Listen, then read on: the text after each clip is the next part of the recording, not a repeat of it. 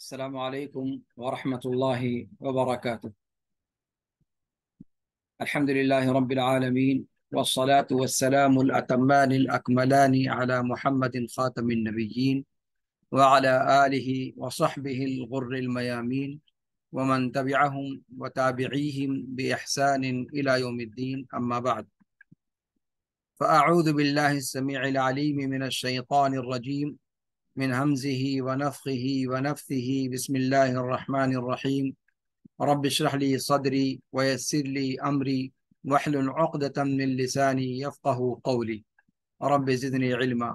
سبحانك لا علم لنا إلا ما علمتنا إنك أنت العليم الحكيم.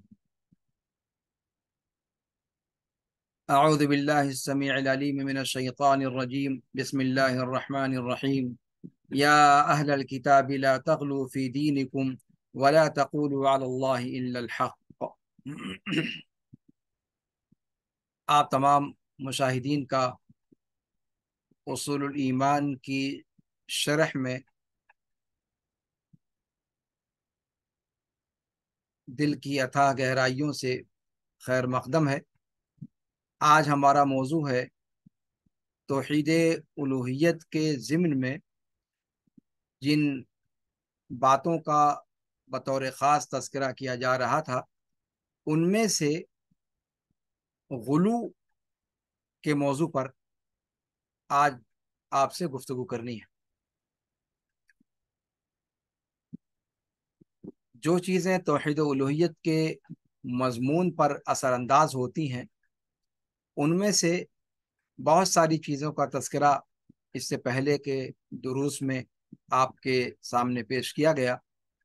آج انہی میں سے ایک اہم چیز جو توحید الوہیت کو متاثر کرنے والی ہیں اور توحید الوہیت پر جس سے ضرب واقع ہوتی ہے، اللہ رب العالمین کو تنہا معبود برحق سمجھنے کے مضمون پر جس سے اثر پڑتا ہے، وہ ہے غلو۔ غلو اور مبالغہ آرائی۔ غلو کسے کہتے ہیں؟ اگر عربی زبان کی ڈکشنری کو دیکھیں آپ، تو غلو کا معنی اس کے اندر ہمیں جو ملتا ہے وہ یہ ہے کہ حد سے تجاوز کرنا، مجاوزت الحد۔ جو بھی متعین حدود ہیں، ان حدود سے، اس باؤنڈری سے کراس کر جانا، اس سے تجاوز کر جانا، یعنی کسی چیز کی تعریف میں یا اس کی مذمت میں اور برائی میں جو ایک لمٹ ہے، اس لمٹ کو کراس کر جانا، اس سے آگے بڑھ جانا، چاہے اچھائی میں چاہے برائی میں۔ یعنی اگر تعریف کے اندر کسی چیز کی تعریف کرتے ہوئے اعتدال سے متجاوز ہو جائے بندہ، جو لمٹ ہے اس سے آگے بڑھ جائے، یہ بھی غلو ہے۔ اور کسی چیز کی برائی میں، مذمت میں، منقصت میں جو اعتدال کی راہ ہے اس کو تجاوز کر جائے، لمٹ کراس کر جائے، تو وہ بھی غلو ہے۔ تو غلو کا مطلب ہوتا ہے لغت کے اعتبار سے حد سے تجاوز کر جانا، کسی چیز کی جو لمٹ ہے، کسی چیز کی جو حد ہے، اس سے آگے بڑھ جانا، چاہے اچھی چیز میں چاہے بری چیز میں، یعنی چاہے تعریف میں اور چاہے تنقیص اور عیب جوئی میں۔ یہ اس کا لغوی معنی ہوا غلو کا۔ غلو کا شرع کے اندر، شریعت مطہرہ کے اندر کیا معنی ہے کہ اللہ رب العالمین نے اپنے بندوں کے لیے جو حدود متعین فرمائے ہیں، ان حدود سے تجاوز کر جانا، خواہ عقیدے کے باب میں خواہ عبادت کے باب میں۔ یہ شرعی تعریف ہوئی۔ تو آپ جیسا کہ دیکھ رہے ہیں کہ حد سے آگے بڑھنے کا مضمون یہاں بھی ہے، اور وہ حد سے آگے بڑھنا کس چیز میں؟ خواہ عقیدے کے مضامین میں خواہ عبادت کے باب میں۔ ان دونوں میں جو حدود اللہ رب العالمین نے، جو لمیٹیشن اللہ اور اللہ کے رسول صلی اللہ علیہ وسلم نے شریعت مطہرہ کے اندر متعین فرمائی ہیں، ان حدود سے آگے بڑھ جانا، ان سے تجاوز کر جانا، اس کو شریعت میں غلو کہا جاتا ہے۔ اس کا حکم کیا ہے؟ اس کا حکم ہے حرام، یعنی غلو شریعت کے اندر حرام ہے۔ دلیل کیا ہے؟ قرآن و سنت کے اندر اس سے ممانعت کا حکم صراحت کے ساتھ آ جانا اور اس سے بچنے کی اپیل کرنا، اس سے اپنے آپ کو بچانے کی اپیل، یہ اس بات کی دلیل ہے کہ وہ شریعت مطہرہ کے اندر حرام ہے۔ اللہ رب العالمین نے قرآن کریم کے اندر فرمایا، یا اہل الکتاب لا تغلوا فی دینکم ولا تقولوا علی اللہ الا الحق، کہ اے اہل کتاب، اپنے دین کے معاملے میں غلو آمیزی سے کام نہ لو، غلو اور مبالغہ آمیزی سے کام نہ لو، اور اللہ رب العالمین کے بارے میں کوئی بات نہ کہو مگر وہی جو حق اور درست اور جائز ہے۔ سورہ نساء آیت نمبر 171 کے اندر اللہ رب العالمین کا یہ فرمان ہے۔ سورہ مائدہ آیت نمبر 77 میں رب العالمین ارشاد فرماتا ہے کہ قل یا اہل الکتاب لا تغلوا فی دینکم غیر الحق ولا تتبعوا اهواء قوم قد ضلوا من قبل واضلوا كثيرا وضلوا عن سواء السبيل۔ سورہ مائدہ آیت نمبر 77، کہ اے نبی مکرم صلی اللہ علیہ وسلم، آپ فرما دیجئے کہ اے اہل کتاب یعنی یہود و نصارہ، اپنے اپنے دین میں غلو نہ کرو، حق بات سے تجاوز کرتے ہوئے، اور نہ ہی ایسے لوگوں کی خواہشات نفس کی پیروی کرو جو پہلے گمراہ ہو چکے ہیں اور بہتوں کو گمراہ کر چکے ہیں اور گم گشتہ راہ بن چکے ہیں۔ ابن عباس رضی اللہ عنہما وارضاہما سے مروی ہے، آپ فرماتے ہیں کہ اللہ کے رسول صلی اللہ علیہ وسلم نے فرمایا، ایاکم والغلو، اپنے آپ کو غلو اور مبالغہ سے بچاؤ۔ تحذیر کے صیغے سے اللہ کے رسول صلی اللہ علیہ وسلم نے مخاطب کرتے ہوئے فرمایا اپنی امت محمدیہ کو کہ اے امت محمدیہ کے لوگوں، اپنے آپ کو غلو اور مبالغے سے بچاؤ۔ فَإِنَّمَا هَلَكَ مَنْ كَانَ قَبْلَكُمْ بِالْغُلُوِّ فِي الدِّينِ، تم سے پہلے کی جو امتیں تھیں، دین میں غلو اور مبالغہ آمیزی ہی نے ان سب کو ہلاکت کے دہانے پر پہنچایا۔ امام احمد رحمہ اللہ نے اور امام حاکم رحمہ اللہ نے اس روایت کو بیان فرمایا ہے، اس روایت کو ذکر کیا ہے، اور حاکم نے اس کو صحیح گردانا ہے، اور امام ذہبی نے اس پر موافقت کی ہے۔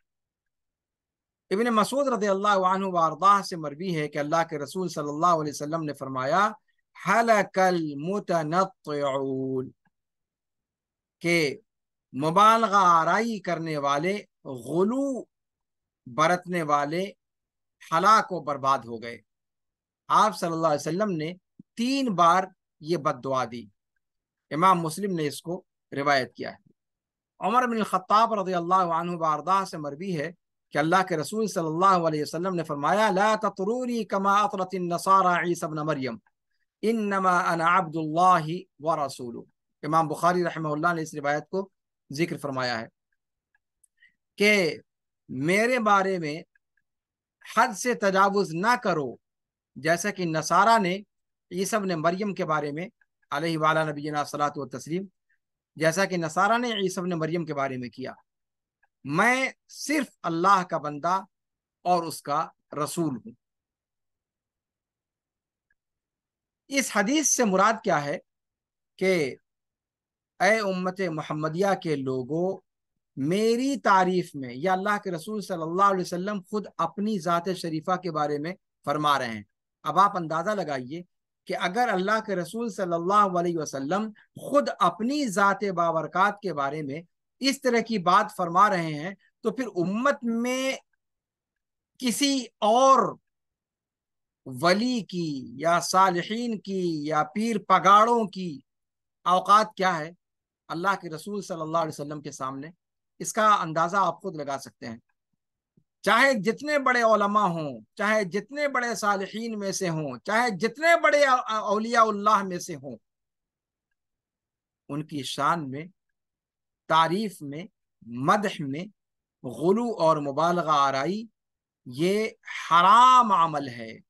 جب یہ کام اللہ کے رسول صلی اللہ علیہ وسلم کے بارے میں حرام ہے، جو افضل البشر ہیں، جس کے بارے میں کسی کا اختلاف نہیں ہے، اگر ان کی شان میں حد سے بڑھی ہوئی تعریف اور مدح یہ حرام ہے، تو پھر کسی اور کے بارے میں حکم پوچھنا ہی میں سمجھتا ہوں کہ گستاخی ہے۔ کہا کہ اس میں اللہ کے رسول صلی اللہ علیہ وسلم کیا فرما رہے ہیں کہ میری مدح کرتے ہوئے غلو سے کام نہ لو، جیسے کہ نصارہ نے عیسیٰ ابن مریم علیہ وعلی نبینا صلاۃ و تسلیم کی مدح سرائی میں غلو سے کام لیا۔ اور انہوں نے غلو کیا کیا تھا کہ عیسیٰ علیہ وعلی نبینا صلاۃ و تسلیم کو مقام ربوبیت اور الوہیت پر فائز کر دیا تھا۔ آپ اندازہ لگائیں کہ کیا امت محمدیہ کے وہ لوگ جو کہتے ہیں وہی جو مستوی عرش تھا خدا ہو کر اتر پڑا ہے مدینے میں مصطفیٰ ہو کر، اللہ رب العالمین معاف فرمائے، حاشا وکلا، اعوذ باللہ ثم اعوذ باللہ ثم اعوذ باللہ، کہ میں اس قسم کی بات کو اپنی زبان پر لا بھی کیسے سکتا ہوں۔ لیکن جب بات غلو کی ہے تو پھر اس مضمون کو واضح کرنا بہت ضروری ہے۔ اللہ کے رسول صلی اللہ علیہ وسلم نے صاف لفظوں میں کہا کہ لا تطرونی کما اطرت النصارى عیسی ابن مریم۔ اس کی شرح بیان کرتے ہوئے شارحین کہتے ہیں کہ اللہ کے رسول صلی اللہ علیہ وسلم نے اپنی امت کو اپنے بارے میں تعریف میں مبالغہ آرائی سے منع فرمایا ہے، حرام قرار دیا ہے اپنی تعریف کرنے کو، اور تعریف یعنی تعریف میں مبالغہ آرائی کو، جیسے کہ عیسی ابن مریم کے بارے میں نصارہ نے غلو کیا۔ عیسی ابن مریم کے بارے میں غلو تھا کیا؟ وہ کیا چیز تھی جس کو اللہ کے رسول صلی اللہ علیہ وسلم نے غلو شمار کیا؟ کہتے ہیں کہ عیسیٰ ابن مریم کو انہوں نے مقام ربوبیت اور الوہیت پر سرفراز کر دیا تھا، جبکہ وہ اللہ کے ایک اللہ رب العالمین کے مقرب بندے اور اللہ کے رسول تھے۔ اسی لیے اللہ کے رسول صلی اللہ علیہ وسلم کے سامنے چونکہ نصارہ کی مثال موجود تھی جو انہوں نے عیسیٰ ابن مریم کے ساتھ کیا، اسی لیے آپ صلی اللہ علیہ وسلم نے ان کا نام لے کر کے کہا کہ لا تطرونی کما اطرت النصارى عیسی ابن مریم، تاکہ خاص طور پر امت محمدیہ اللہ کے رسول صلی اللہ علیہ وسلم کے بارے میں اس قسم کی غلو آمیز مدح سرائی نہ کرے جو انہوں نے کیا، اور ان کے اس غلو اور مبالغے کی وجہ سے وہ اللہ رب العالمین کے یہاں قابل ملامت ٹھہرے۔ تو اللہ کے رسول صلی اللہ علیہ وسلم نے کیا فرمایا؟ آگے اللہ کے رسول صلی اللہ علیہ وسلم نے اسی لیے وضاحت کر دی، تو گویا اللہ کے رسول صلی اللہ علیہ وسلم کا اگلا جملہ وہ پہلے جملے کی تشریح ہے اور اس کے بیان کی تکمیل ہے۔ کیا فرمایا اللہ کے رسول صلی اللہ علیہ وسلم نے کہ انما انا عبد اللہ ورسولہ، میں صرف اور صرف اللہ کا بندہ اور اس کا رسول، اس سے اوپر میری کوئی اور حیثیت نہیں ہے۔ نہ میں عالم الغیب ہوں، نہ میں اللہ رب العالمین کی الوہیت میں یا ربوبیت میں کسی درجے میں شرکت کا مدعی ہوں، حاشا للہ، کچھ نہیں۔ میں اللہ کا بندہ ہونے میں شرف محسوس کرتا ہوں، اور یہ میرے لیے سب سے بڑا شرف ہے۔ اور اسی لیے اللہ رب العالمین نے اللہ کے رسول صلی اللہ علیہ وسلم کو جتنے بھی شرف کے مقامات ہیں، جتنے بھی عز و شرف کی جگہیں ہیں، उन तमाम जगहों पर आब्द कह करके मुखातब किया है। जहां अल्लाह रब्बुल आलमीन ने अपने रसूल को शब मेराज के वाक़े में जिक्र किया है। मेराज का किस्सा आप जानते हैं कि अल्लाह के रसूल सल्लल्लाहु अलैहि वसल्लम की ऐसी खसूसियत है जिसमें वो सब अंबिया और रसूल के अंदर मुमताज हैं। इस जैसी अजीम नेमत का जब अल्लाह रब्बुल आलमीन ने जिक्र किया, वहां पर अल्लाह के रसूल सल्लल्लाहु अलैहि वसल्लम को बंदा कह करके मुखातब किया है। सुब्हानल्लज़ी असरा बिअब्दिही लैलन मिनल मस्जिदिल हरामी इलल मस्जिदिल अक़सा अल्लज़ी बारकना हौला। इसका मतलब ये हुआ कि उबूदियत में कमाल ये अल्लाह के रसूल सल्लल्लाहु अलैहि वसल्लम का आला तरीन शरफ है, और इसी शरफ की बुनियाद पर आपको नबूवत के मकाम पर सरफराज किया गया, फिर रिसालत के मकाम पर सरफराज किया गया, और फिर अल्लाह के रसूल सल्लल्लाहु अलैहि वसल्लम को सारी खिलकत में सबसे अफजल तरीन मकाम अता किया गया। ये उबूदियत में कमाल की वजह से था। लिहाजा अल्लाह के रसूल सल्लल्लाहु अलैहि वसल्लम की अगर तकरीम करना मकसूद है, अल्लाह के रसूल सल्लल्लाहु अलैहि वसल्लम की अगर इज्जत अफजाई मकसूद है, अल्लाह के रसूल सल्लल्लाहु अलैहि वसल्लम की अगर मदह सराई मकसूद है, तो अल्लाह के रसूल सल्लल्लाहु अलैहि वसल्लम को अल्लाह का बंदा और अल्लाह का रसूल कह करके हम मुखातब करें। ये आप सल्लल्लाहु अलैहि वसल्लम के लिए सबसे बड़ा तमग़ा इम्तियाज है, जिससे बड़ा तमग़ा इम्तियाज आप सल्लल्लाहु अलैहि वसल्लम के लिए कुछ और नहीं। लेकिन उम्मत मोहम्मदिया ने वही किया जिससे अल्लाह के रसूल सल्लल्लाहु अलैहि वसल्लम ने अपनी वफात से कुछ पहले रोका था, और नाम लेकर के नसारा का जिक्र किया था कि नसारा की रविश पर मत चलियो। उम्मत मोहम्मदिया का एक बड़ा गिरोह इस बात पर इसरार करने लगा कि नहीं, हम उन्हीं के ढर्रे पर चलेंगे। नाउज़ बिल्लाहि मिन ज़ालिक। तो अल्लाह के रसूल सल्लल्लाहु अलैहि वसल्लम ने क्या कहा कि व इन्नमा अना अब्दुल्लाह, मैं सिर्फ अल्लाह का बंदा हूँ। फसिफूनी बिमा वसफनी बिही रब्बी, मुझे इसी सिफत से याद करो जिस सिफत से मुझे मेरे रब ने याद फरमाया है, और तुम कहो अल्लाह का बंदा और अल्लाह का रसूल। यानी मुझे मोहम्मद सल्लल्लाहु अलैहि वसल्लम, अल्लाह के रसूल सल्लल्लाहु अलैहि वसल्लम अपने बारे में फरमा रहे हैं कि मुझे क्या कहो, अल्लाह का बंदा और अल्लाह का रसूल। लेकिन इन गुमराह लोगों ने उम्मत मोहम्मदिया के इनकार किया, मगर किस चीज से? आप सल्लल्लाहु अलैहि वसल्लम के अहकाम की मुखालफत से, और आप सल्लल्लाहु अलैहि वसल्लम ने जिस चीज से मना फरमाया था उसी के इर्तिकाब पर वो मुसिर हुए, और अल्लाह के रसूल सल्लल्लाहु अलैहि वसल्लम की शान में हद से बढ़ा हुआ मुबालगा शुरू कर दिया, और आपके बारे में गुलू से काम लिया। आपकी तारीफ के नाम पर वो मुबालगा आराइयां की, और आप सल्लल्लाहु अलैहि वसल्लम के बारे में वो दावे ठोके जो दावे नसारा ने ईसा इब्न मरियम के बारे में ठोके थे, या उससे करीब करीब।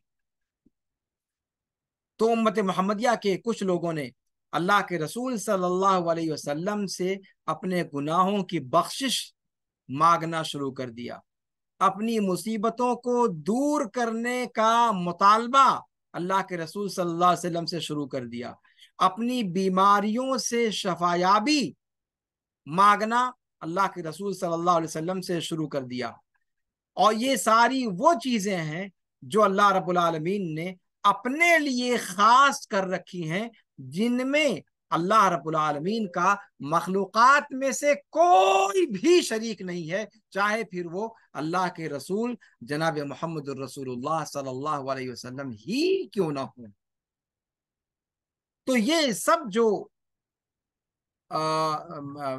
मज़ाहिर दिखाई देते हैं उम्मत मोहम्मदिया के अंदर, ये सब के सब मज़ाहिर दीन में गुलू और मुबालगा आराई पर मबनी हैं। अब आइए गुलू की बात जो है मुकम्मल हो जाने के बाद, अब हम आते हैं तौहीद की जो जिद है उसके बारे में बात करते हैं। तौहीद की जिद क्या है? शिर्क। शिर्क और कुफ्र। शिर्क और कुफ्र किसे कहा जाता है, इनकी अक़साम क्या है, इसके बारे में हम आपके सामने अब गुफ्तगू रखने जा रहे हैं। शिर्क और कुफ्र اور شرک اور کفر کیا ہے، ان کے اسباب کیا ہیں، ان دونوں کے وسائل کیا ہیں، ان دونوں کی اقسام کیا ہیں، ان کو جاننا کیوں ضروری ہے؟ توحید کا مضمون جان لینا کیا کافی نہیں ہے؟ کہا کہ نہیں، توحید کی معرفت کافی نہیں ہے جب تک شرک اور کفر کو نہ جانے، شرک اور کفر کے اسباب کو نہ جانے، شرک اور کفر کے وسائل کیا ہیں انہیں نہ جانے، شرک اور کفر کے اقسام کیا ہیں انہیں نہ جانے، تب تک ہمارا علم مکمل نہیں ہے۔ اس لیے کہ انسان جب شرک اور کفر کو پہچانے گا نہیں تو پھر ان دونوں سے بچے گا کیسے؟ توحید کو بجا لانے کے لیے شرک اور کفر کے مظاہر سے، اسباب سے، وسائل سے، اقسام سے اپنے آپ کو بچانا ضروری ہے۔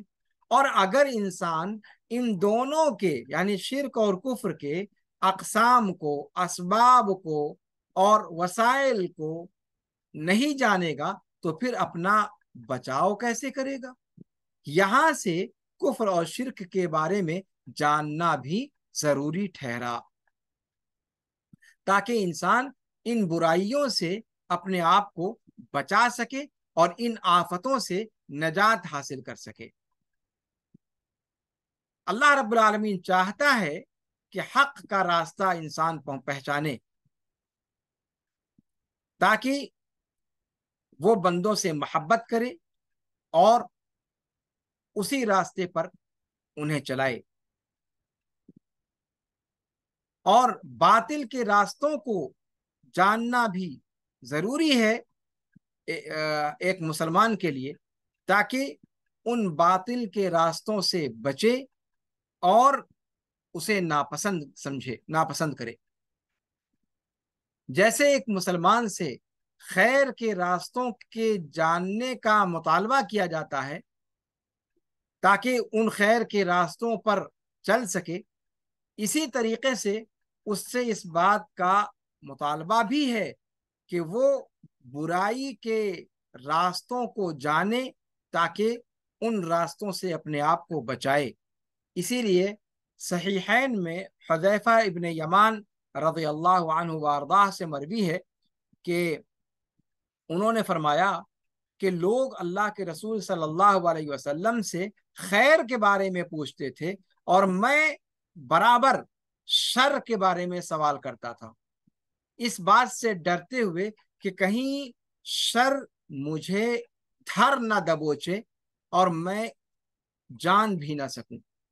اس لیے عام صحابہ کرام اللہ کے رسول صلی اللہ علیہ وسلم سے خیر کے بارے میں تفصیلات پوچھا کرتے تھے، اور میری یہ عادت تھی کہ خیر کے بارے میں نہ پوچھ کر میں شر کے بارے میں پوچھتا تھا کہ خیر اگر نہیں بھی حاصل ہوتا ہے تو کوئی بڑی بات نہیں ہے، لیکن اگر شر سے میں بچ جاتا ہوں تو پھر یہ بہت بڑی کامیابی ہے۔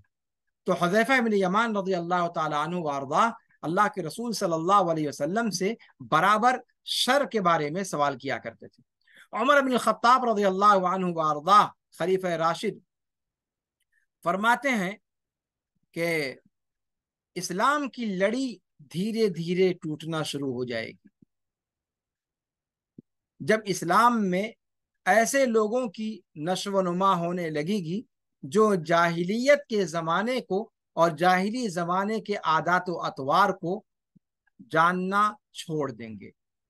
جب جاہلی دور کے اندر کیا کیا باتیں پائی جاتی تھی، جب ان کی آگہی اور ان کا شعور لوگوں کے اندر ختم ہونے لگے گا، جب اس سے جہالت آ جائے گی لوگوں کے اندر، اس کے بارے میں عدم واقفیت آ جائے گی، تو پھر اسلام کی لڑی دھیرے دھیرے ٹوٹنے لگے گی۔ وہ کیوں کہتے ہیں عمر بن خطاب یہ بات؟ اس لیے کہ جب تک آپ شر کو جانیں گے نہیں تب تک آپ بچیں گے کیسے؟ جاہلیت میں کیا چیزیں تھیں جن کو ختم کرنے کے لیے اسلام آیا، اگر ہم وہی چیزیں نہیں جانیں گے تو پھر کیسے ہم پتا پائیں گے کہ اسلام کی دعوت حقیقت میں ہے کیا؟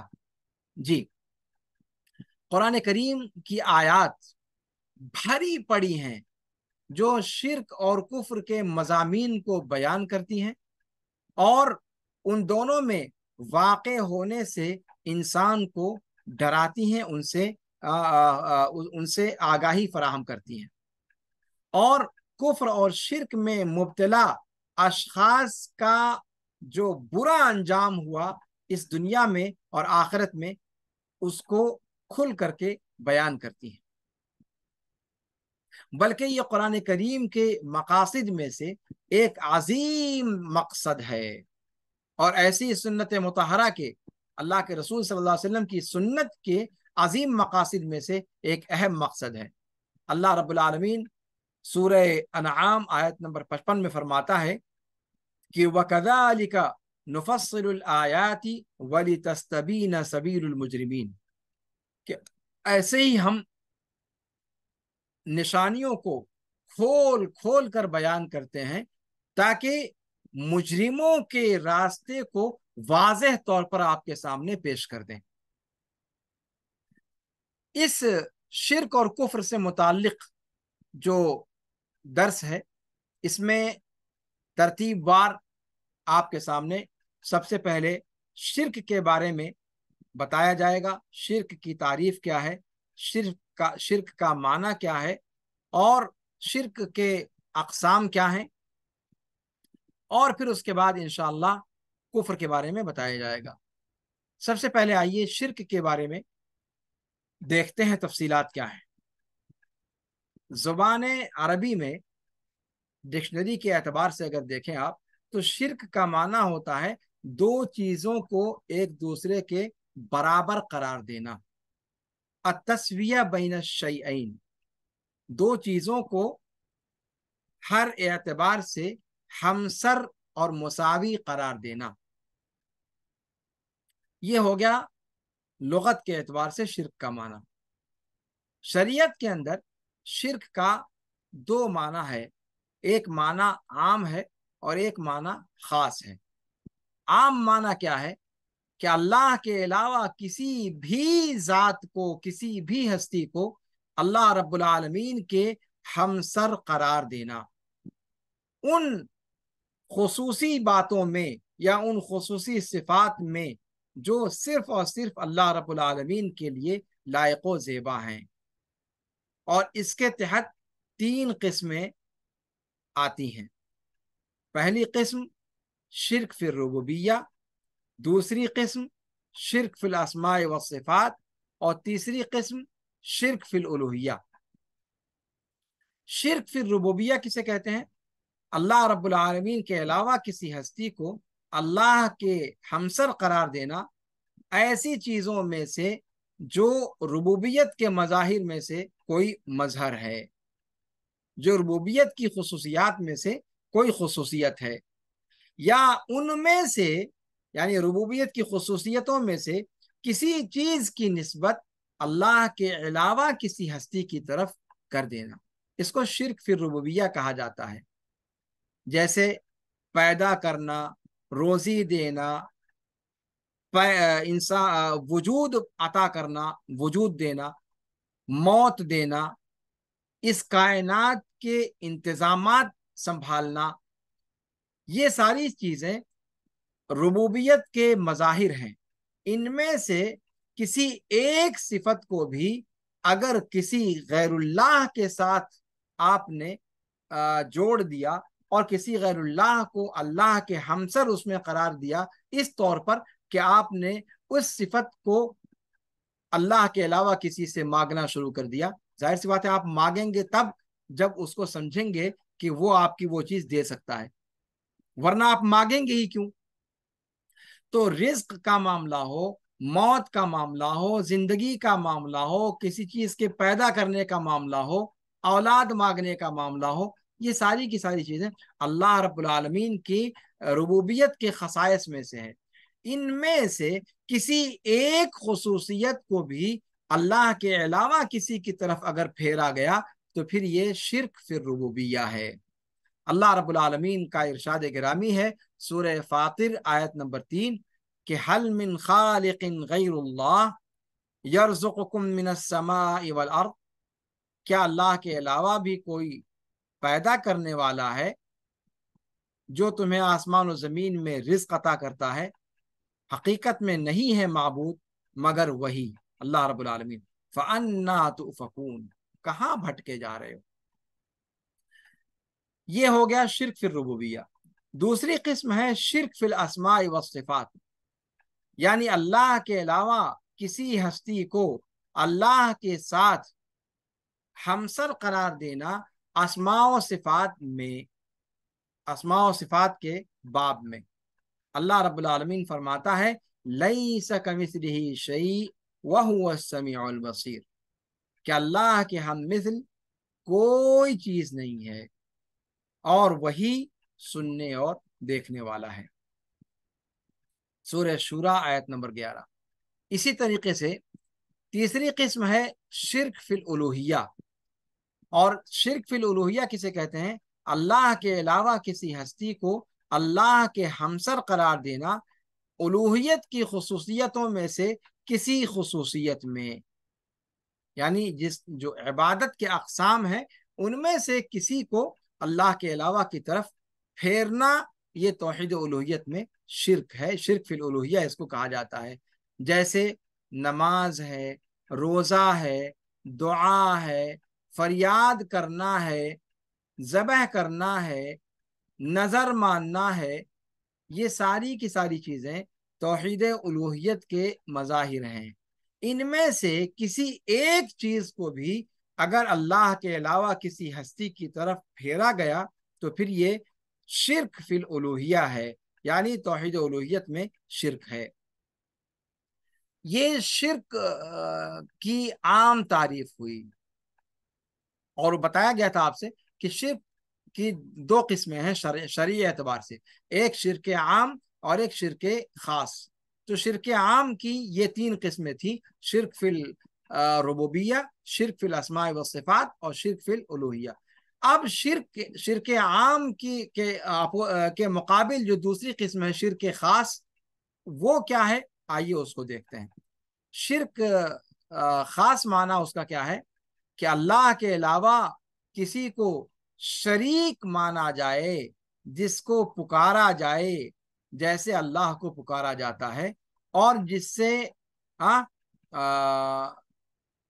اور اس ہستی سے شفاعت طلب کی جائے، جیسے اللہ رب العالمین سے سوال کرتا ہے اور جیسے اللہ رب العالمین سے بندہ امید رکھتا ہے، اور جیسا کہ اللہ رب العالمین سے محبت رکھتا ہے ویسے اس ہستی سے محبت کرنے لگے۔ اور شرک کا یہی معنی عام طور پر مراد لیا جاتا ہے جب قرآن و سنت کے اندر بولا جاتا ہے یہ لفظ۔ شرک کی مذمت پر دلیلیں قرآن و سنت کے اندر بھری پڑی ہیں، اس کی خطرناکی کو بیان کرتے ہوئے اور اس کی مذمت میں،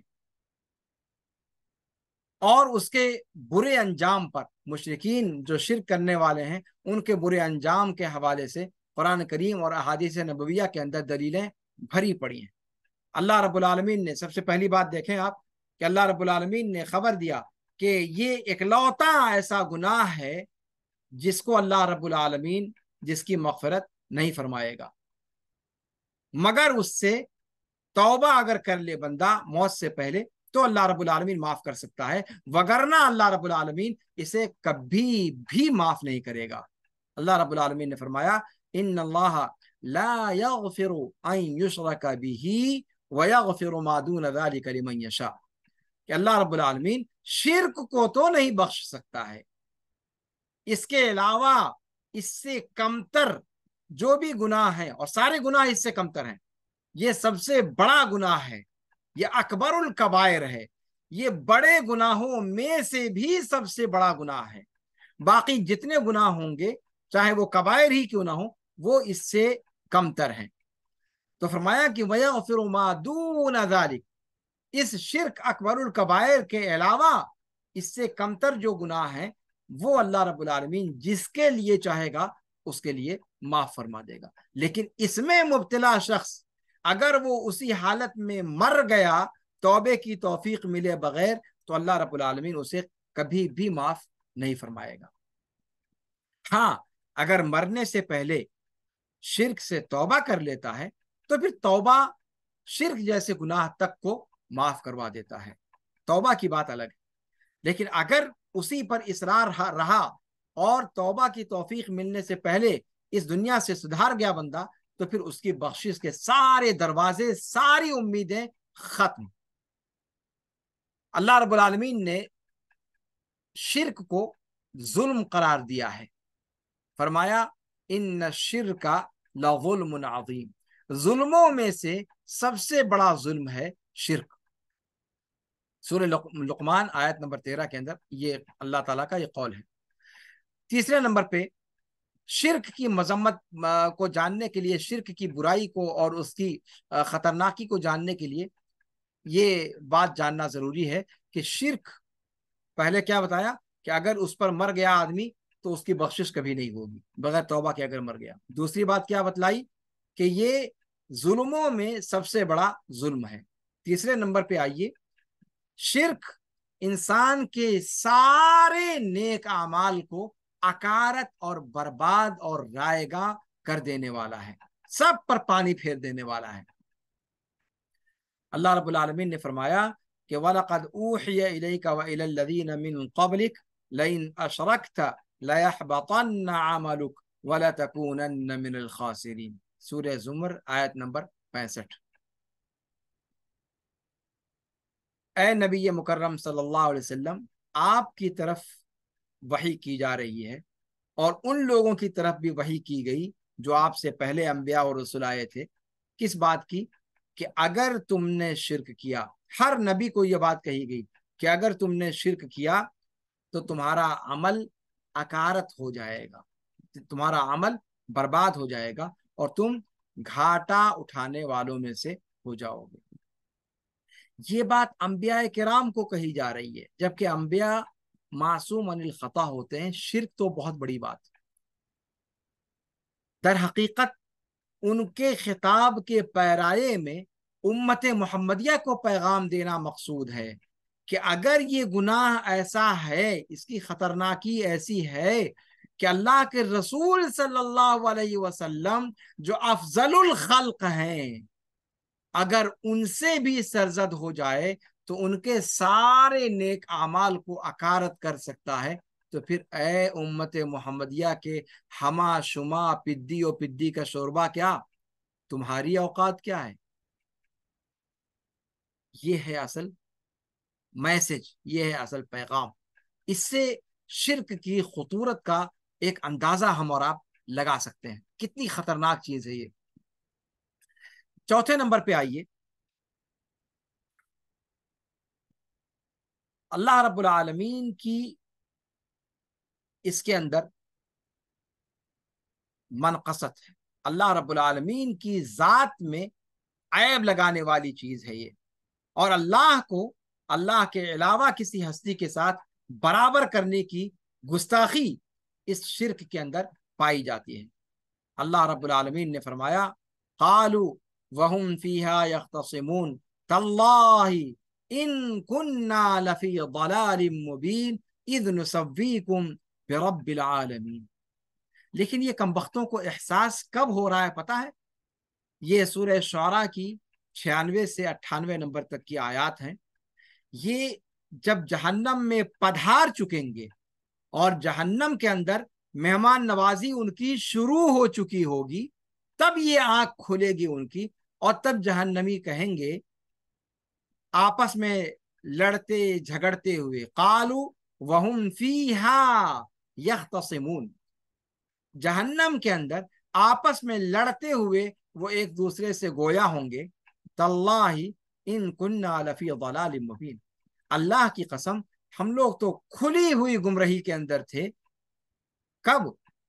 جب ہم نے تم جیسوں کو رب العالمین کی ہمسری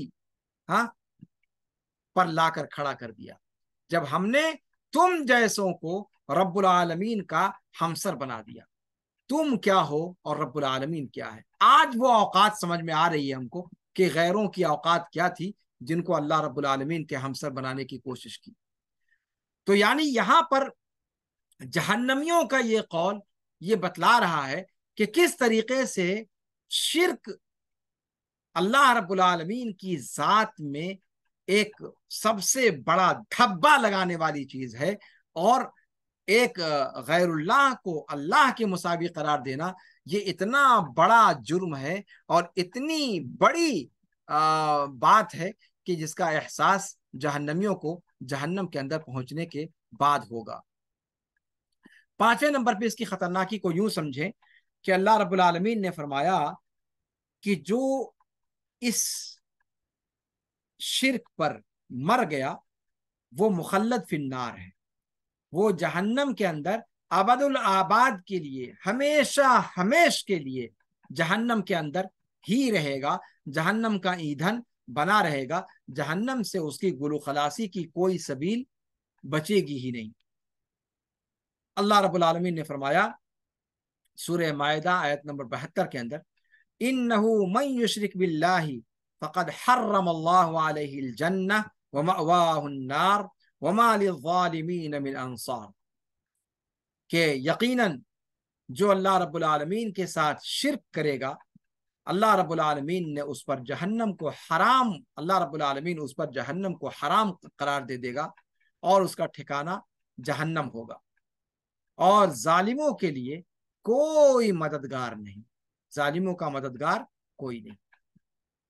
यहां पर आप देखें अल्लाह रब्बुल आलमीन ने दो बातें कही कि शिर्क पर मरने वाले के लिए अबदुल आबाद का ठिकाना जहन्नम है, जन्नत उसके ऊपर हराम है, और ये इसलिए कि वो सबसे बड़े जालिम हैं, और इतने बड़े जालिम हैं कि उन जालिमों का कोई मददगार नहीं होगा। इसके अलावा और बहुत सारी दलीलें हैं कुरान और सुन्नत के अंदर जो शिर्क की खतरनाकी को बयान करती हैं। अब आइए देखें कि शिर्क के अंदर ले जाने वाली चीजें क्या हैं, असबाब क्या हैं जो इंसान को शिर्क तक पहुंचा देने वाले हैं।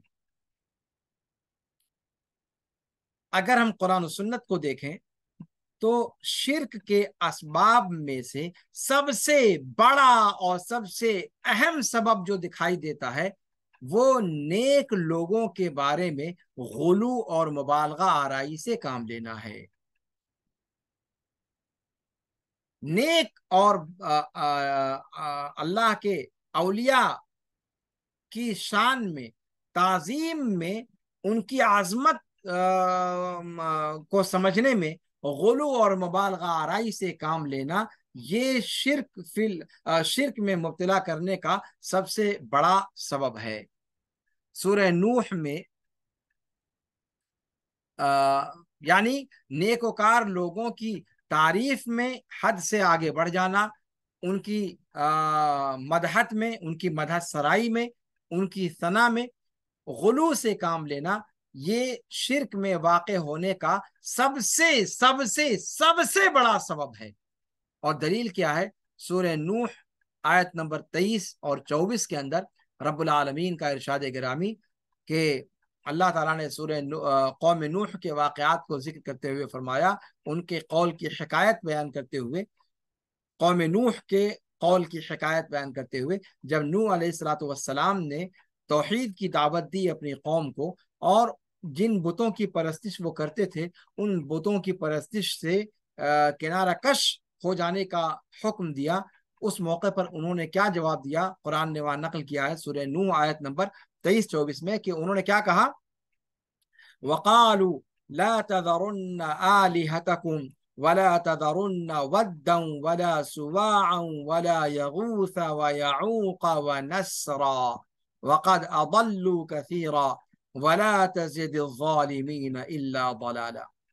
उन्होंने कहा कि अपने माबूदों को बिल्कुल बिल्कुल बिल्कुल न छोड़ियो, अपने माबूदों को उमूमी तौर पर न छोड़ियो, और खास तौर पर वद को न छोड़ियो, सुवा को न छोड़ियो, यगूस यऊक और नस्र को न छोड़ियो। ये सारे माबूदा ने बातिला हैं जिनकी कौम नूह परस्तिश किया करती थी। कहते हैं कि ये जितने नाम कौम नूह के लोगों ने अपने बुतों के लिए, ये सारे के सारे उनकी कौम के नेकोकार लोगों के नाम हैं, उनके صالح لوگوں کے نام ہے، نوح علیہ السلام کی قوم کے۔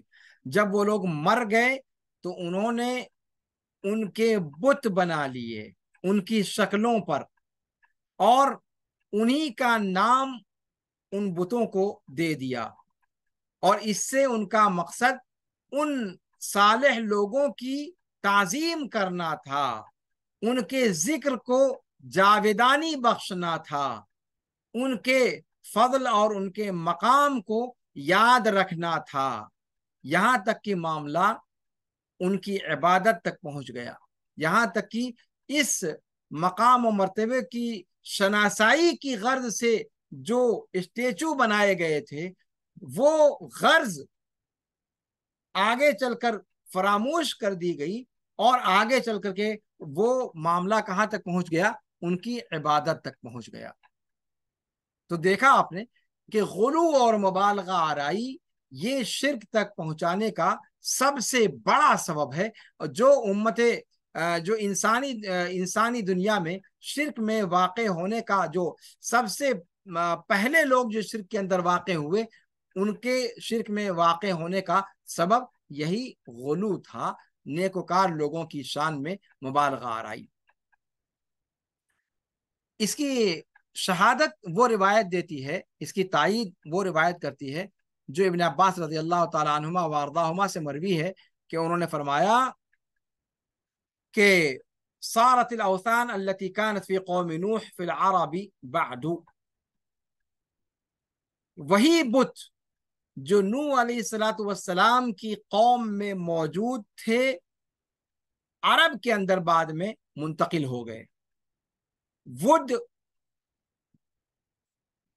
ودم ولا سواع، ود کا جو بت تھا یہ بنو کلب جو دومت الجندل میں جن کا قیام تھا یہ ان کا بت تھا، سواع یہ قبیلہ حذیل کا بت تھا، یغوث یہ مراد کا بت تھا، پھر بعد میں بنو غطیف کا جوف میں سبا کے پاس، اور یعوق یہ قبیلہ ہمدان کا بت تھا، نصر یہ قبیلہ حمیر آل ذی القلع کا بت تھا۔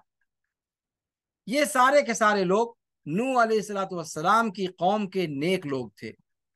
جب وہ لوگ مر گئے تو شیطان نے ان کی قوم کے لوگوں کے پاس جا کر کے ان کے دلوں میں یہ بات ڈالی کہ اپنی اپنی بیٹھکوں میں ان لوگوں کے بت اسٹیچو نصب کر لیں، اور وہی جن کی شکل پر وہ بت بنائے جائیں ان کو وہی نام دیا جائے، جیسے ود، سوا، یغوث، یعوق، نصر، انہی کی شکلوں پر بت بنائے جائیں اور ان بتوں کا نام انہی نیک لوگوں کے نام پر دے دیا جائے، صرف ان کو یاد رکھنے کے لیے کہ وہ آپ کی قوم کے نیک لوگ تھے۔ اور پھر جب یہ نسل ختم ہو گئی تو پھر اگلے نسل کے لوگوں تک کیا بات پہنچائی کہ یہ وہ لوگ تھے جن کی تمہارے باپ دادا پرستش کرتے تھے، لہذا ان لوگوں نے اس کی پرستش شروع کر دی، علم ختم ہو گیا، اور پھر وہی بت، وہی اسٹیچو مستقل معبود بن گئے۔ یہ ان کی حکایت ہے جو عبداللہ بن عباس رضی اللہ تعالیٰ عنہما نے بیان فرمایا، اور صحیح بخاری حدیث نمبر 4920 کے اندر یہ تفصیل موجود ہے۔ ابن جریر طبری رحمہ اللہ نے محمد بن قیس سے اس آیت کی تفسیر میں روایت بیان کیا ہے کہ وقالوا لا تذرن آلہتکم، جو آیت ابھی پڑھی گئی آپ کے سامنے، اس کی تفسیر میں ابن جریر طبری رحمہ اللہ فرماتے ہیں کہ کانوا قوما صالحین من بنی آدم، بنو آدم کے یہ نیکوکار لوگ تھے، ان کے کچھ ماننے والے لوگ بھی ان کے کچھ فالوورز بھی تھے جو ان کی اقتدا کرتے تھے، ان کے پیروکار تھے۔ جب وہ نیک لوگ مر گئے تو ان کے شاگردوں نے جو ان کے پیروکار تھے انہوں نے کہا کہ اگر ہم اپنے ان نیک لوگوں کی کہ بت بنا لیں تو ہمارے لیے عبادت کے اندر یہ مہمیز کا کام کرے گا جب ہم ان کو یاد کریں گے. لہذا ان نیک لوگوں کی تصویروں کے مطابق بت بنا ڈالے، یعنی اسٹیچو بنا ڈالے. لیکن یہ لوگ تو وہ تھے جو ان کے زمانے میں، ان کے زندہ رہتے ہوئے ان کے پیروکار تھے. تو انہوں نے تو صرف اس لیے وہ اسٹیچو بنائے تھے تاکہ ان کو دیکھ دیکھ کر وہ اللہ کو یاد کرتے رہیں، نیک کام کرنے کے لیے ان کو مہمیز ملتی رہے. یہ لوگ عالم تھے، خود انہی کے اور نیک لوگوں کے خاص پیروکار تھے، تو علم سے لبریز تھے، علم ان کے پاس موجود تھا، تو وہ تو نہیں بھٹکے. لیکن ان پیروکاروں کا زمانہ جب ختم ہوا، جب ان کا انتقال ہو گیا، فلما ماتوا وجاء آخرون، جب ان کے پیروکاروں کا زمانہ ختم ہو گیا، اب جب نئی نسل آئی تب کیا ہوا؟ دب الیہم ابلیس، اب حضرت ابلیس لعنہ اللہ خراما ان کے پاس تشریف لایا اور کہا کہ ارے بدھوو، وہ لوگ ایسے تھوڑے رکھے ہوئے تھے ان کو، ان اسٹیچوؤں کو اپنے بیٹھکوں میں ایسے ہی تھوڑی لگا رکھا تھا، وہ تو ان کو پوجا کرتے تھے، انہی سے بارش طلب کیا کرتے تھے. جب گھٹی پلایا ان کو، جب ڈوز دیا، تو اب یہ جو آنے والے لوگ تھے، ان کے ہاں علم نہیں تھا، ان کے ہاں جانکاری نہیں تھی، ان کے ہاں واقفیت نہیں تھی حقیقت حال سے. لہذا کیا ہوا؟ حضرت ابلیس لعنہ اللہ کی بات انہوں نے تسلیم کر لی. فعبدوہم، تو انہوں نے ان اسٹیچوؤں کی پرستش شروع کر دی. تو انہوں نے دو فتنے جمع کر لیے، دو فتنے ان کے ہاں پیدا ہو گئے. پہلی بات تو یہ کہ ان کی قبروں پر انبیاء ان کے جو نیک لوگ تھے ان کی قبروں پر دھونی جمع کر بیٹھنا، پہلی بات تو یہ ہو گئی. دوسری بات یہ کہ ان کے اسٹیچو بنانا اور ان کو اپنے بیٹھکوں میں لگانا اور ان کو جو ہے اپنے نگاہوں کے سامنے رکھنا. یہی دو چیزیں ہیں جو شرک کو تک لے جانے کا سب سے بڑا سبب ہے. قبروں پر دھونی جما کر بیٹھنا پہلی بات. بہت سارے لوگ امت محمدیہ کے اندر آج کہتے ہیں کہ مکاشفے کے لیے قبروں پر دھونی جما کر بیٹھتے ہیں. بہت سارے لوگ فلاں کی قبر پر جا کر بیٹھتے ہیں، کوئی کسی کی قبر پر، کوئی کسی کی قبر پر. میں تفصیل میں نہیں جاؤں گا، آپ خود ہی اللہ تعالیٰ نے آپ لوگوں کو عقل سلیم عطا کی ہے. قبروں پر جا کر دھونی جما کر بیٹھنا یہ شرک کا سب سے پہلا، سب سے اہم سبب ہے. قوم نوح کے اندر اسی دروازے سے شرک آیا تھا. پہلی چیز وہ. اور دوسری چیز کیا؟ کہ ان نیک لوگوں کا مجسمہ بنا کر کے اپنے اپنے بیٹھکوں میں رکھا. یہ دو چیزیں ہیں جو شرک تک لے جانے کا بعد کے لوگوں کو، وہ نہیں شرک میں پڑے لیکن بعد کے لوگ اسی سبب کی وجہ سے شرک میں مبتلا ہو گئے. تو انسانی تاریخ میں، پوری عالم کی انسانی تاریخ میں سب سے پہلے شرک واقع جو ہوا وہ انہی دونوں سبب کی وجہ سے ہوا. لہذا یہ دونوں چیزیں، یعنی قبروں پر مراقبے کرنا، قبروں پر دھونی جما کر بیٹھنا، چاہے وہ کسی کی قبر ہو، چاہے انبیاء کی قبر ہو یا صالحین کی قبر ہو یا کسی پیر پگاڑا کی قبر ہو. یہاں پر ایک بات مصلحت سے خالی نہیں ہوگی کہ انبیاء کی قبروں کے بارے میں جتنے دعوے کیے جاتے ہیں وہ سارے دعوے غلط ہیں. کسی نبی کی کوئی قبر کہیں بھی معروف نہیں ہے سوائے اللہ کے رسول صلی اللہ علیہ وسلم کی قبر کے. یہ بات فائدے سے خالی نہیں ہوگی.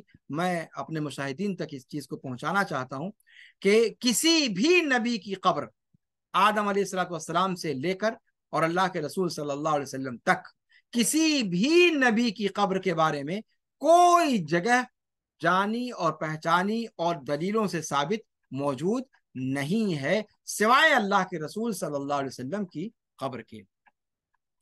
اور اللہ کے رسول صلی اللہ علیہ وسلم کی قبر پر بھی دھونی جما کر بیٹھنا یا استمداد طلب کرنے کے لیے بیٹھنا یا مکاشفے کے لیے بیٹھنا یا الہام کے لیے بیٹھنا یا امداد کے لیے بیٹھنا یا جس نام سے بھی اس کو آپ پکاریں کسی چیز کے لیے بیٹھنا، یہ کسی بھی طور پر درست اور روا نہیں ہے.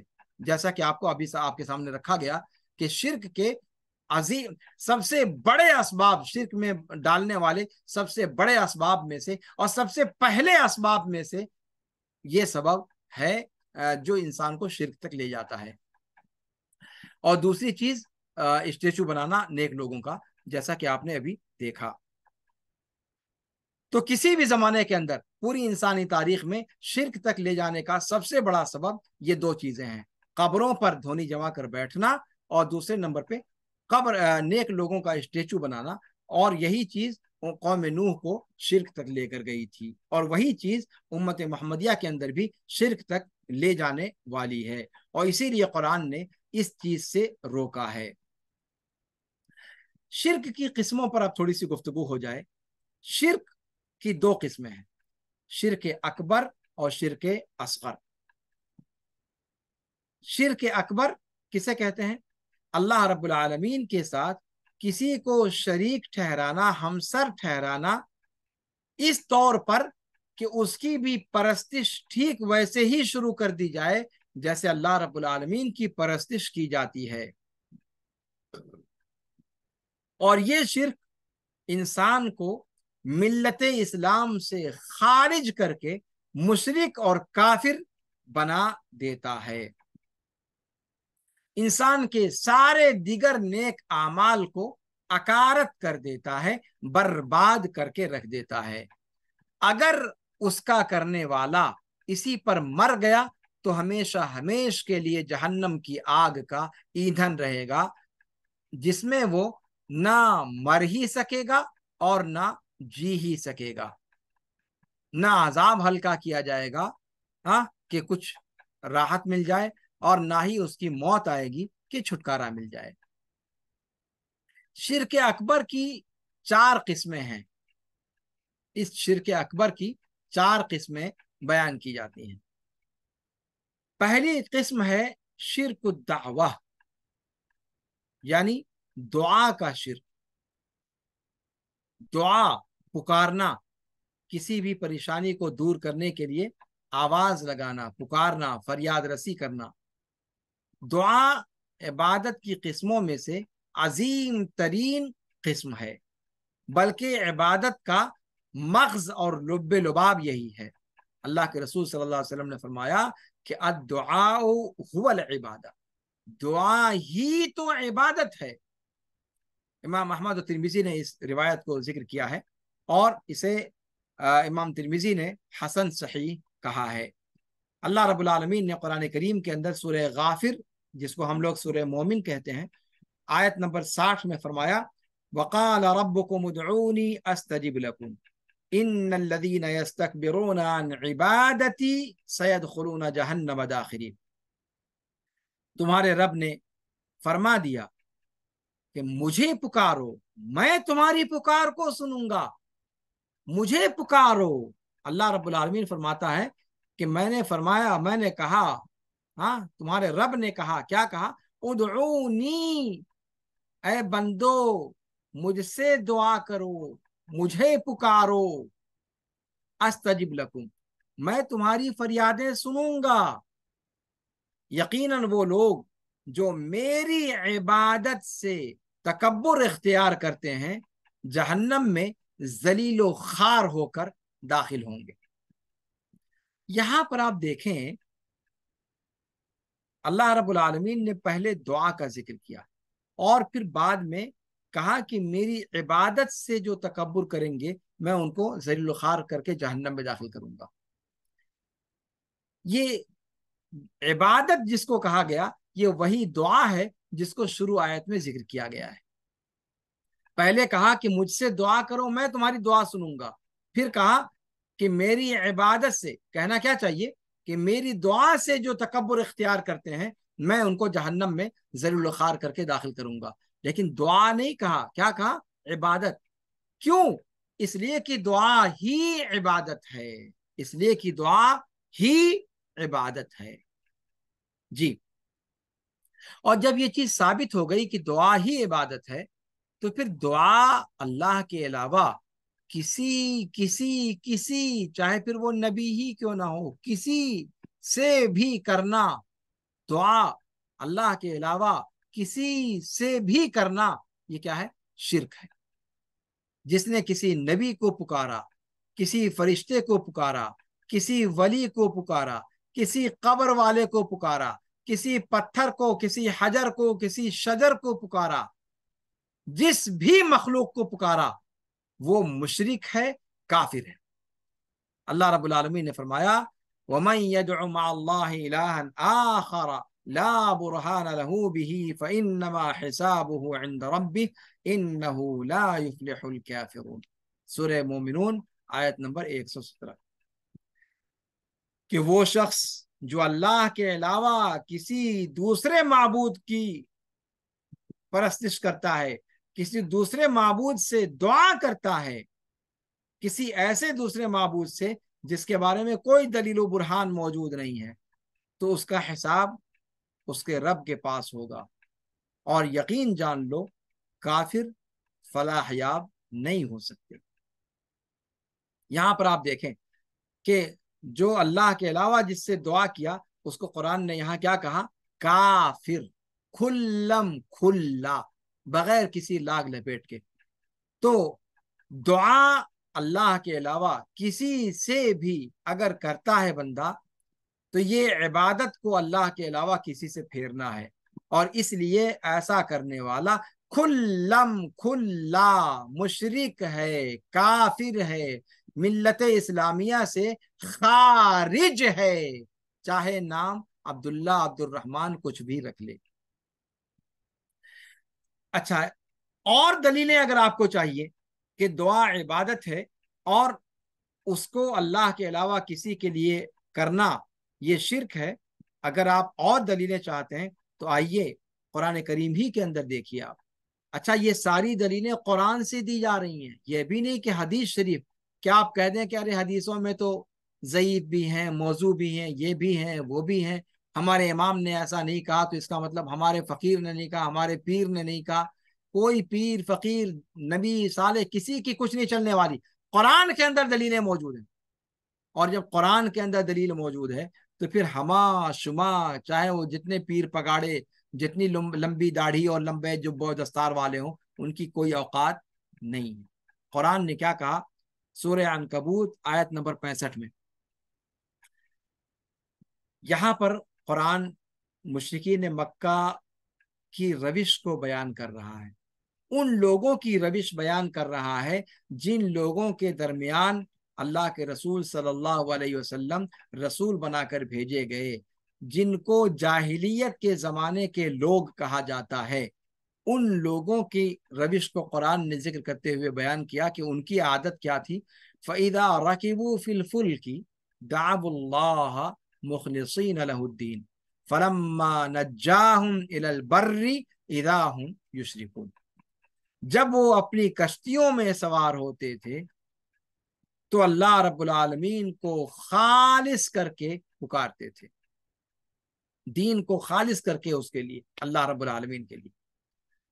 اور جب اللہ رب العالمین خشکی میں انہیں نجات دے دیتا تھا، خشکی تک پہنچا دیتا تھا، اذا ہم یشرکون، پھر وہ کیا کرنے لگتے تھے؟ شرک کرنے لگتے تھے. تو اللہ رب العالمین نے یہاں ان مشرکین کے بارے میں خبر دیتے ہوئے کہا کہ وہ اپنی آسائش کے ایام میں شرک کرتے تھے اللہ رب العالمین کے ساتھ، اور اپنے اوپر جب بپتا پڑتی تھی، جب مصیبتیں پڑتی تھی، تب وہ اللہ رب العالمین کے لیے عبادت کو خالص کر کے انجام دیا کرتے تھے. یہ تو معاملہ تھا ان لوگوں کا جن کے درمیان اللہ کے رسول صلی اللہ علیہ وسلم کو بھیجا گیا تھا. وہ اتنے ہوش مند ضرور تھے کہ کم سے کم مصیبت اور تکلیف کے وقت میں صرف اور صرف اللہ کو پکارا کرتے تھے. لیکن آج کے مسلمان ذرا غور کریں، آج کے مسلمان یہ خوشحالی میں بھی اللہ رب العالمین کے ساتھ شرک کرتے ہیں، اور اگر کوئی مصیبت اور کوئی بپتا اور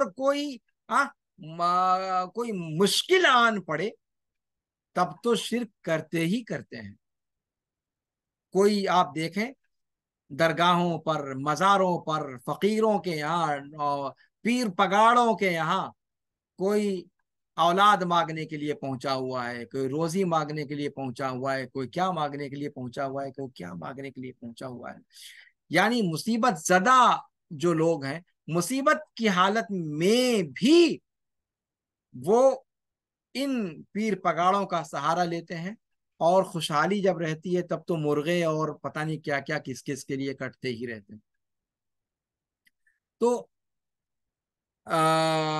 فَكَيْفَ بِمَنْ يُشْرِكْ بِاللَّهِ فِي الرَّخَاءِ وَالشِّدَّةِ، آج کے مسلمان جو دونوں حالتوں میں، خوشحالی میں اور تنگ دستی میں، خوشحالی میں بھی اور جب آزمائشیں ہوتی ہیں، دونوں حالتوں میں وہ شرک ہی میں مبتلا رہتے ہیں، ان کے بارے میں کیا کہنا ہے آپ کا؟ اللہ رب العالمین کی پناہ۔ تو شرک کی پہلی قسم یہ ہو گئی شرک عبادت کا شرک یا دعا کا شرک۔ شرک کی دوسری قسم ہے نیت اور ارادے کا شرک، نیت کا، قصد کا، ارادے کا شرک۔ اور وہ کیا ہے کہ انسان اپنے اعمال سے دنیا کا ارادہ کرے، دنیا کے اندر ناموری ہو، دنیا کے اندر نیک نامی ہو، دیکھنے والے اس کو نمازی کہیں، حاجی کہیں، روزہ دار کہیں، ریاکاری وہ کر اللہ ہی کے لیے رہا ہے، لیکن یہ نیت اس عبادت میں، نیت صرف اللہ کے لیے نہیں ہے بلکہ دنیا کو دکھانا بھی ہے، تو یہ نیت کا شرک ہے۔ یہ کس کا شرک ہے؟ نیت کا شرک ہے۔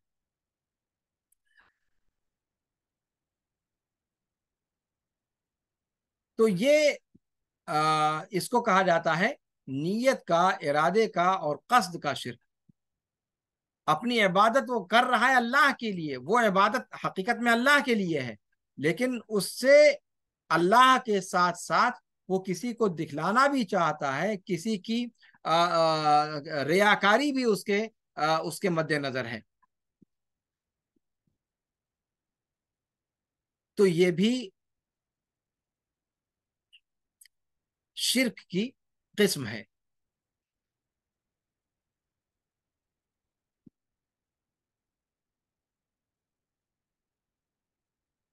اللہ رب العالمین نے فرمایا من کان یرید الحیات الدنیا وزینتها نوفی الیہم اعمالهم فیها وهم فیها لا یبخسون اولئک الذین لیس لهم فی الآخرة الا النار وحبط ما صنعوا فیها وباطل ما كانوا يعملون، کہ جو دنیاوی زندگی کا ارادہ کرتا ہے اور دنیاوی زندگی کی زیبائش و آرائش کا قصد کرتا ہے، ہم ان کے اعمال کا پورا پورا بدلہ اسی دنیا میں دے دیتے ہیں، ان کو کسی طرح کی کوئی کمی نہیں کی جاتی۔ لیکن یہی وہ لوگ ہیں جن کا آخرت میں کوئی حصہ باقی نہیں بچا سوائے جہنم کے، اور جو کچھ انہوں نے کیا وہ سب کا سب برباد ہو گیا اور باطل ہو گیا، جس کی کوئی حقیقت نہیں باقی بچی۔ جو کچھ بھی کرتے تھے وہ سب کا سب ختم ہو گیا، یعنی قیامت کے دن اس کا کوئی وزن نہیں کیا جائے گا۔ دنیا کے لیے انہوں نے کیا تھا، اللہ تعالیٰ نے ان کو دنیا عطا کر دی، اور اس کے بعد پھر آخرت میں ہمیشہ ہمیشہ کی جہنم ان کا ٹھکانہ ہو جائے گا۔ یہ شرک بہت باریک قسم کا شرک ہے، اور بہت خطرناک قسم کا شرک ہے، جس کو پہچاننا اور جس کا شعور حاصل کرنا یہ ایک مارکے کا کام ہے۔ اسی طریقے سے طاعت کا شرک ہوتا ہے، یعنی کسی مخلوق کی اطاعت کرنا، کسی مخلوق کی بات ماننا، ایسی چیز میں، ایسی چیز کو حلال کرنے میں جس کو اللہ رب العالمین نے حرام قرار دے رکھا ہے، یا کسی ایسی چیز کو حرام قرار دینے میں جس کو اللہ تعالیٰ نے حلال قرار دیا ہے، اور اس چیز کا اعتقاد اپنے دل سے رکھے کہ وہ حلال کر سکتا ہے یا حرام کر سکتا ہے، تو یہ چیز دین اسلام کے مخالف ہے۔ اور اگر کوئی بندہ ایسا کرتا ہے تو گویا اللہ رب العالمین کے ساتھ وہ دوسروں کو بھی رب بنانے کے مقام پر فائز کرتا ہے، اور یہ شرک اکبر تک انسان کو پہنچا دیتا ہے، یہ شرک اکبر ہے۔ اللہ رب العالمین نے فرمایا اتخذوا احبارهم ورهبانهم اربابا من دون الله والمسيح ابن مريم وما امروا الا ليعبدوا الها واحدا لا اله الا هو سبحانه عما يشركون، سورہ توبہ آیت نمبر 31، کہ ان لوگوں نے یعنی اہل کتاب نے اپنے احبار اور اپنے رہبان کو اللہ کے علاوہ رب کے مقام پر فائز کر دیا۔ احبار اور رہبان، احبار یہودیوں کے جو بڑے علماء ہوتے تھے ان کو حبر کہتے تھے وہ، اور حبر کی جمع احبار ہے، اور رہبان یہ راہب کی جمع ہے۔ جیسا کہ آپ جانتے ہیں عیسائیوں کے جو عابد ہوتے تھے، عبادت گزار لوگ جو خانقاہوں میں نکل جاتے تھے آبادیوں سے اور خانقاہوں میں ایک رہبانیت کی زندگی بسر کرنے لگتے تھے، شادی بیاہ نہیں کرتے تھے، دنیا داری سے تعلق توڑ لیتے تھے اور صرف اللہ کی عبادت میں دن رات لگے رہتے تھے، تو رہبانیت یہ نصارہ کے اندر، اور احبار تو یعنی جو مقام یہودیوں میں احبار کا تھا وہی مقام نصارہ میں رہبان کا۔ تو احبار اور رہبان یعنی یہودیوں کے بڑے بڑے علماء اور نصارہ کے بڑے بڑے عباد، عبادت گزار لوگ، ان دونوں کو یہودیوں نے اور عیسائیوں نے کیا کر لیا؟ اللہ کے علاوہ رب کے مقام پر فائز کر دیا، رب کے مقام پر فائز کر دیا، اور مسیح ابن مریم کو بھی، مسیح ابن مریم علیہ وعلی نبینا صلاۃ و تسلیم کو بھی انہوں نے رب کے مقام پر فائز کر دیا۔ رب کے مقام پر فائز کر دینے کا مطلب کیا ہوا کہ یہ لوگ جس چیز کو حلال قرار دیتے تھے وہ اس کو حلال سمجھ لیتے تھے، اور یہ جسے حرام قرار دیتے تھے لوگ اس کو حرام سمجھ لیتے تھے، گرچہ شریعت ان کی اس کے برخلاف کیوں نہ ہو، شریعت اس کے برخلاف کیوں نہ ہو۔ تو یعنی انہوں نے حلال و حرام کا سپریم پاور کس کو دے دیا؟ اپنے احبار اور رہبان کو، اور اسی چیز کو قرآن نے رب بنانا کہہ دیا ہے، اسی کو رب بنانے سے تعبیر کر دیا ہے۔ عدی ابن حاتم الطائی رضی اللہ عنہ وارضاہ کی روایت سے جیسا کہ اس کی تشریح اللہ کے رسول صلی اللہ علیہ وسلم سے منقول ہے، کہتے ہیں وما امروا الا ليعبدوا الها واحدا، اور نہیں حکم دیے گئے تھے وہ لوگ مگر یہ کہ وہ صرف اور صرف اللہ رب العالمین ہی کی عبادت کریں، نہیں ہے معبود حقیقی مگر وہی، وہ پاک ہے، برگزیدہ ہے ان تمام ساجھوں سے جسے یہ لوگ ساجیدار گردانتے ہیں۔ آیت کی تفسیر جس میں کوئی دو رائے نہیں ہے کہ یہاں پر علماء اور عباد کی اطاعت اور فرما برداری معصیت کے کاموں میں بھی کرنے کو کیا ٹھہرایا گیا ہے؟ انہیں رب بنانا ٹھہرایا گیا ہے، جیسا کہ اللہ کے رسول صلی اللہ علیہ وسلم نے عدی ابن حاتم الطائی رضی اللہ عنہ کی روایت میں اس کی تفسیر بیان کی ہے۔ جب عدی ابن حاتم نے کہا کہ اے اللہ کے رسول صلی اللہ علیہ وسلم، ہم لوگ اپنے احبار اور رہبان کی پرستش تو نہیں کرتے تھے، عبادت تو نہیں کرتے تھے، تو اللہ کے رسول صلی اللہ علیہ وسلم نے بیان کیا کہ ان کی عبادت یہ تھی کہ معصیت کے کاموں میں بھی ان کی بات کو مانا جاتا تھا، اللہ کے حکم کو تبدیل کرنے کے باب میں۔ تو آپ نے کیا فرمایا کہ کیا ایسا نہیں تھا کہ وہ لوگ اللہ کی حلال کردہ جس چیز کو حرام قرار دیتے تھے تو تم لوگ بھی اسے حرام مان لیتے تھے، اور اللہ کی حرام کردہ چیزوں کو جس کو وہ حلال کر دیتے تھے تم لوگ اس کو حلال سمجھنے لگتے تھے؟ عدی ابن حاتم نے کہا کہ کیوں نہیں، ہاں یہ چیز تو تھی۔ اللہ کے رسول صلی اللہ علیہ وسلم نے فرمایا فَتِلْكَ عِبَادَتُهُمْ، یہی تو ان کی پرستش ہے، यही तो उनको रब बनाना है। इमाम तिरमिजी ने इसको रिवायत किया और इसे हसन करार दिया है, और तबरानी ने, इमाम तबरानी ने मुअज्जमुल कबीर के अंदर इसको जिक्र किया है। चौथी किस्म शिरकुल महब्बा, और ये सारी किस्में शिरक अकबर की हैं। ये शिरक असगर असगर की बात नहीं हो रही है अभी, ये सारी किस्में शिरक अकबर की हैं। चौथी किस्म है शिरक महब्बा। और मोहब्बत से क्या मुराद है? यानी इस दर्जा किसी को चाहने लगना कि उसकी ताजीम में मुबालगा हो, उसको बड़ा समझने में मुबालगा हो, उसके सामने जिल्लत और इनकिसारी इख्तियार करने में मुबालगा हो। ऐसी जिल्लत और इनकिसारी उसके सामने या मखलूक में से किसी के सामने इंसान इख्तियार करने लगे जो सिर्फ और सिर्फ अल्लाह वहदहू ला शरीक के लिए लायक और ज़ेबा है। तो बंदा जब भी इस किस्म की मोहब्बत को अल्लाह के अलावा के लिए फेरेगा तो वो बंदा शिरक अकबर में मुब्तला हो जाएगा। दलील क्या है? अल्लाह रब्बुल आलमीन का कौल, वमिनन नासी मन यत्तखिदु मिन दूनिल्लाहि अंदादन युहिब्बूनहुम कहुब्बिल्लाह वल्लज़ीना आमनू अशद्दु हुब्बन लिल्लाह, कि और वो लोगों में से बाज़ वो हैं जो अल्लाह के अलावा को हमसर बना देते हैं अल्लाह का, इस तौर पर कि वो उन गैरुल्लाह से मोहब्बत करने लगते हैं उस मोहब्बत की तरह जो अल्लाह से करनी चाहिए। हालांकि जो अहले ईमान हैं वो अल्लाह से सबसे ज्यादा मोहब्बत करने वाले हैं। तो इससे पता चला कि मोहब्बत में गुलू इस दर्जा कि इंसान अपने उस महबूब का गुलाम बन जाए, उसके सामने जिल्लत और इनकिसारी और तवाज़ो और खाकसारी और ताज़ीम जो अल्लाह के लिए लायक व ज़ेबा है वो उस मखलूक के लिए करने लगे, तो ये शिरक अकबर है और शिरक फिल महब्बा है।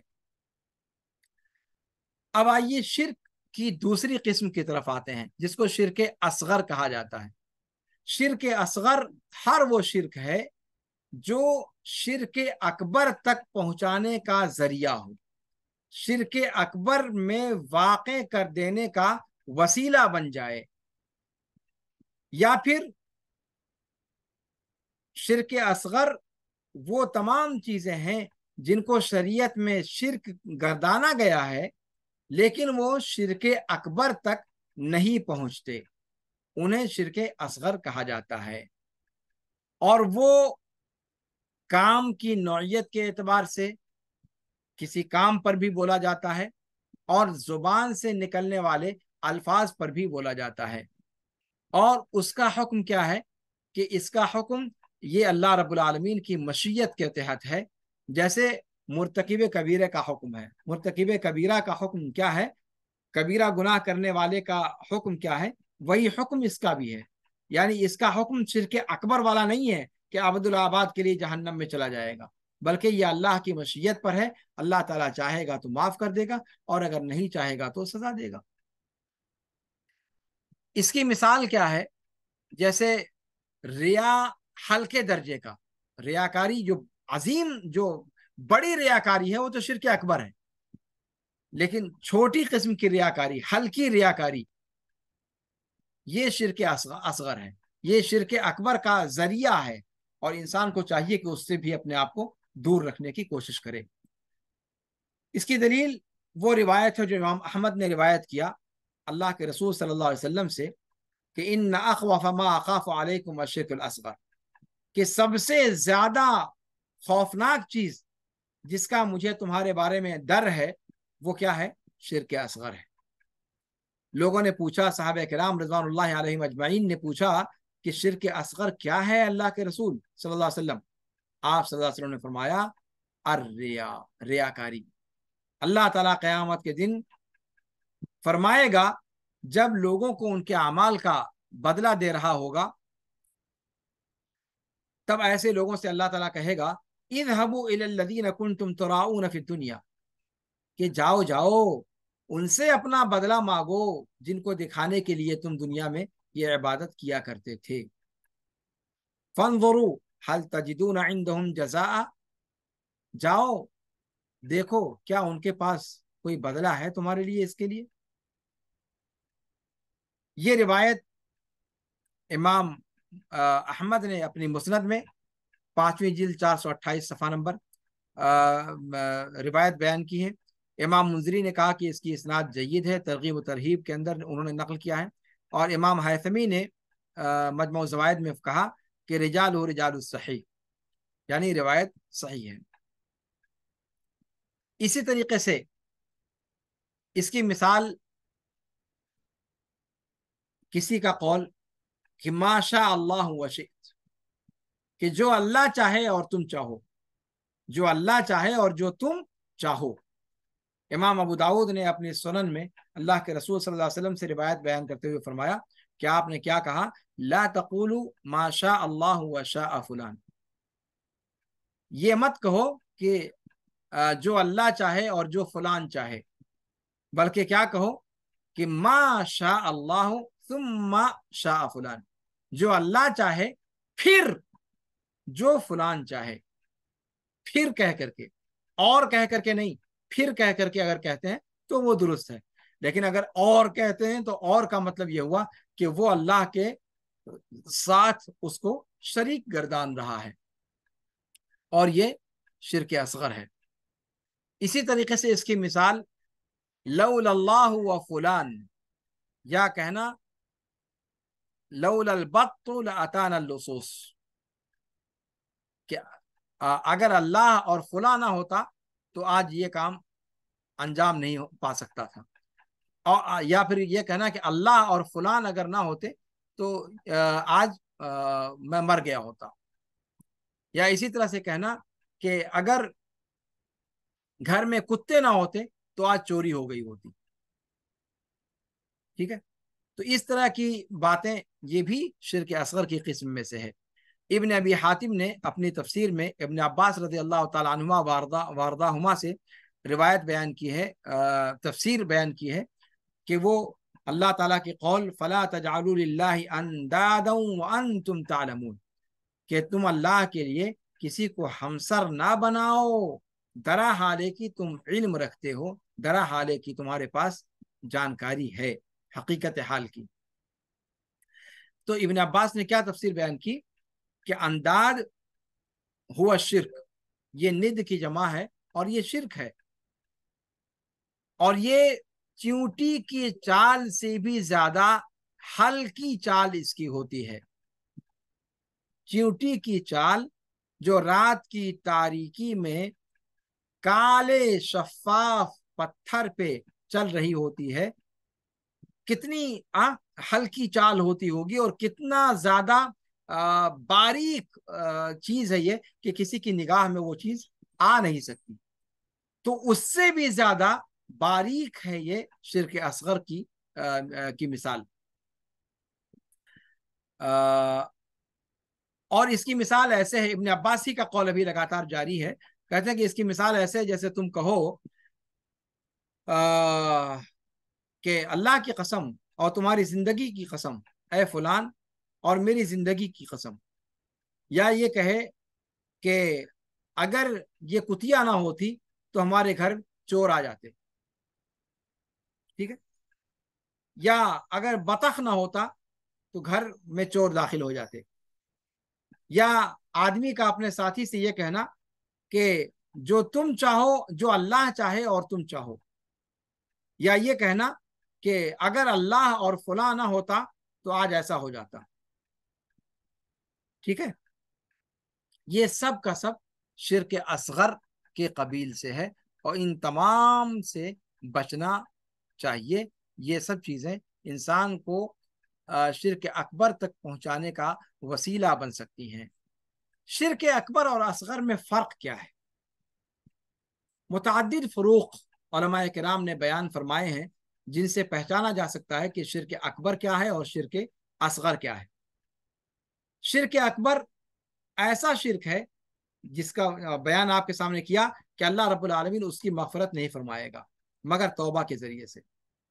لیکن شرک اصغر کا معاملہ یہ ہے کہ اگر توبہ نہیں بھی کرتا ہے تب بھی وہ اللہ رب العالمین کی مشیت کے تحت ہے. اللہ رب العالمین چاہے تو بغیر توبہ کی بھی اسے بخش سکتا ہے۔ یہ بنیادی فرق ہے شرک اکبر اور شرک اصغر میں، پہلا۔ دوسرا فرق یہ ہے کہ شرک اکبر انسان کے سارے اعمال پر پانی پھیر دینے والا ہے، سارے اعمال کو اکارت کر دینے والا ہے، لیکن شرک اصغر صرف اسی عمل کو برباد کرتا ہے جس کے اندر وہ واقع ہوا ہے، بقیہ اعمال کو وہ برباد نہیں کرتا۔ شرک اکبر اور شرک اصغر کا تیسرا فرق یہ ہے کہ شرک اکبر کرنے والے کو، اپنے کرنے والے کو ملت اسلامیہ سے خارج کر دیتا ہے، باہر کا راستہ دکھا دیتا ہے، لیکن شرک اصغر یہ ملت اسلامیہ سے انسان کو خارج نہیں کرتا۔ شرک اکبر اور اصغر کا چوتھا فرق یہ ہے کہ شرک اکبر کرنے والا ہمیشہ ہمیش کے لیے جہنم میں رہے گا اور جنت اس کے اوپر حرام ہو جائے گی، لیکن شرک اصغر کرنے والا یہ اور گناہوں کی طرح سے اس کا معاملہ ہے، اللہ رب العالمین چاہے گا تو بخش دے گا، اور اللہ رب العالمین چاہے گا تو اس کی جو قرار واقعی سزا دے گا، سزا دے کر کے پھر اس کو جنت میں داخل کر دے گا۔ یہاں تک بات ہو گئی شرک کی۔ اب اس کے بعد انشاءاللہ ہم گفتگو کریں گے کفر کے بارے میں۔ کفر کیا ہے، اس کی تعریف کیا ہے، اس کے اقسام کیا ہیں، اس کو بھی تھوڑی تفصیل کے ساتھ بیان کرنے کی حاجت ہے۔